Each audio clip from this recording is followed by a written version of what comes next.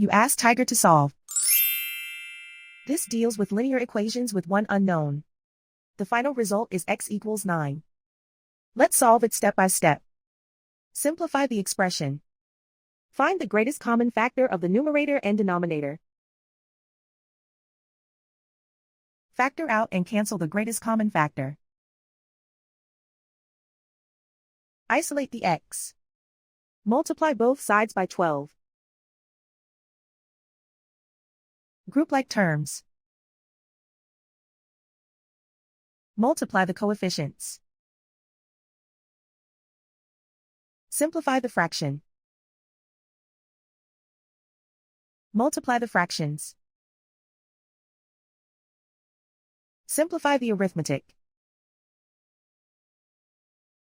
And so the final result is x equals 9.